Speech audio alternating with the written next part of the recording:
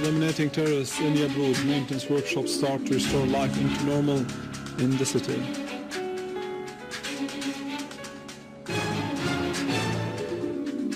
The People's Assembly approves the draft law on general elections to become a law.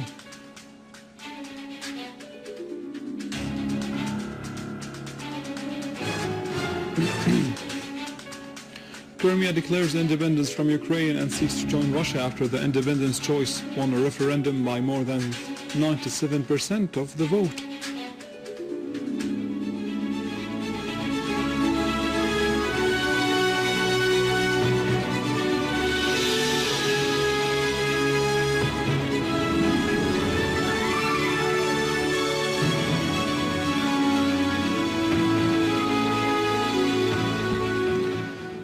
Good afternoon, this is news in English from the Syrian Arab television in Damascus.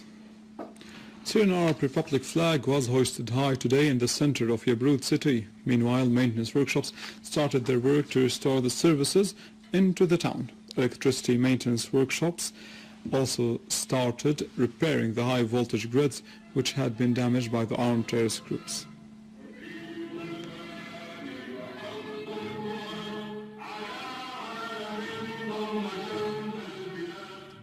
Earlier, Minister of Defense Major General Fahed Jassem al-Freij, Deputy Commander-in-Chief of the Army and Armed Forces, had toured Yabroud, inspecting the scene, accompanied by a number of field officers. The Defense Minister was briefed by the field commanders on the military operation which was carried out by the Syrian Arab Army units to pursue the remnants of the terrorist groups in Yabroud and its surroundings.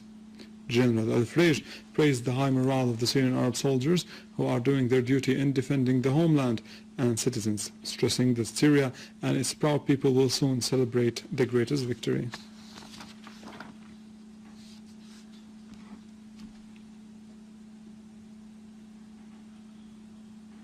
Also in Damascus countryside, a terrorist blast by a booby-trapped car took place at the entrance of the 8th of March suburb. Initial reports indicate that heavy material damage was inflicted at the place.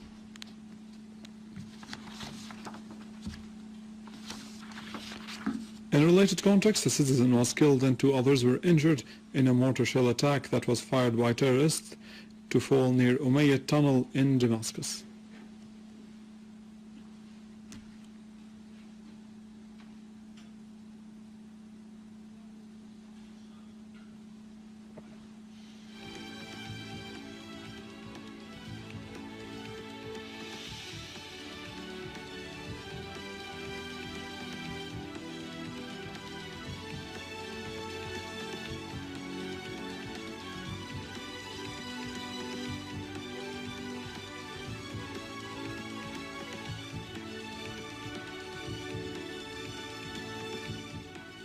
As part of efforts exerted by the government to liberate the kidnapped, whether from the civilians or military personnel, a Syrian Arab Army unit liberated 42 civilians and military personnel, including officers, from al-Tabaqa in Raqqa city who have been kidnapped earlier by the armed terrorist groups.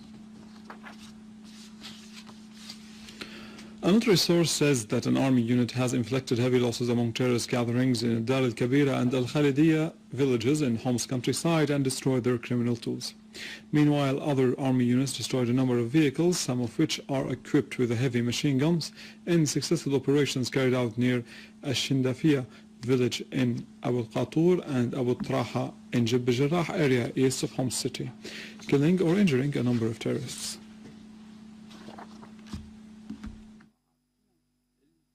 Moving to Aleppo, where Syrian Arab Army units foiled an infiltration attempt by a terrorist group into the area of Sheikh Said, killing many terrorists, injuring others, and destroying their vehicles, which was equipped with heavy machine guns.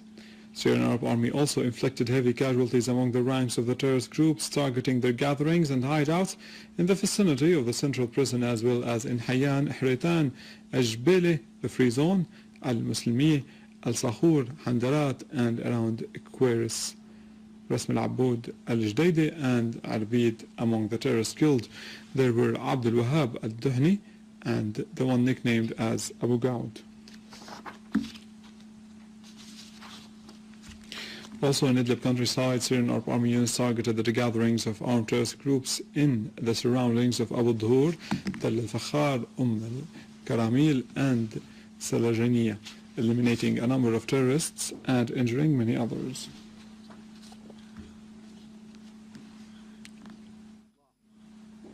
Syrian expatriates in the American Allentown in Pennsylvania state held a solidarity stand with the motherland and the mothers of martyrs and the Syrian Arab Army, and also in support of Syria.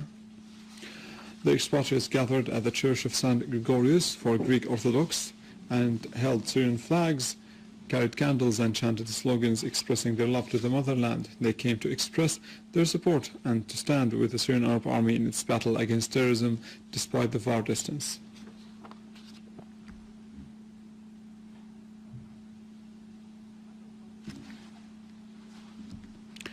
The United Nations Special Envoy to Syria, al-Brahimi, met with a number of Iranian officials in Tehran.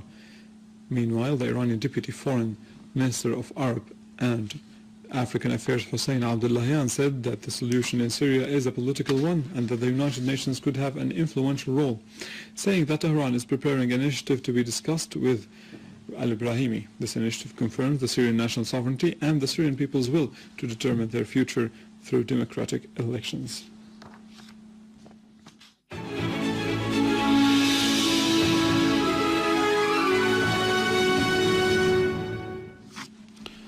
President Bashar al-Assad issues Law Number 4 for the year 2014, stipulating the amendment of the Article Number 124 of the Traffic and Vehicles Law Number 31 for 2004. The amendment provides for registering the private cars in the name of its owner, whether he was a natural or a legal person, and that is to be conducted without any offset. The Traffic and Vehicles Law Number 31 for 2004 have been amended by the Legislative Decree Number 11 for 2008.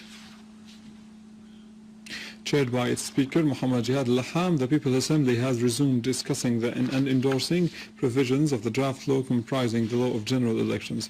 It endorsed provisions 105 till 129 regarding elections and electing Syrians residing outside Syria, in addition to endorsing penalties and other provisions.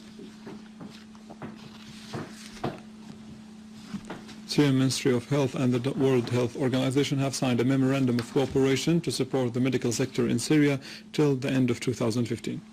The memo comes within the context of WHO's contribution in implementing the National Plan for Medical Development throughout this year's and next year's cooperation program, concentrating mainly on 5 domains of utmost priority in the medical sector, namely primary health care, children's health in particular, and diseases included within the national program of vaccination and reproductive health, communicable and contagious diseases, in addition to the policies and strategies of health systems readiness for emergency cases and crisis management. It is to be noted that the World Health Organization offers technical assistance to help the Ministry of Health monitor and preserve public health and maintain health security. Lebanese Army has safely detonated a car bomb vehicle along with a side road connecting Ras Baalbek and al-Freij areas. The Lebanese National Agency for Media said that silver-colored Jeep Cherokee vehicle loaded with explosives was detonated by firing a rocket shell at it. Al-Manar TV's channel said that the driver of the vehicle, who was trying to drive the vehicle into a certain area, hid it in an olive farm situated between Ras Baalbek and al-Freij area, but the vehicle was monitored by the Lebanese security force that designated the vehicle left by the driver, who fled on motorcycle, thus sparing the area another blast from that was preceded 2 hours earlier by a terrorist explosion using also a booby-trapped vehicle in an area between Al-Labwi and Nabi Uthman towns in Raqqa that claimed the lives of 2 civilians and injured many others. The so-called group Ahrar al-Sunnah Brigade in Baalbek, affiliated to Jabhat al-Nusra, has claimed responsibility for the suicide explosion. Crimea's parliament has formally declared independence from Ukraine and asked to join Russian Federation. The declaration followed Sunday's referendum, which officials say overwhelmingly backed leaving Ukraine. The government in Kiev has said it will not recognize the results. For their part, the United States and the EU say the vote was illegal and have vowed to impose sanctions on Moscow. With this, we come to the end of our news for today. Thank you for watching.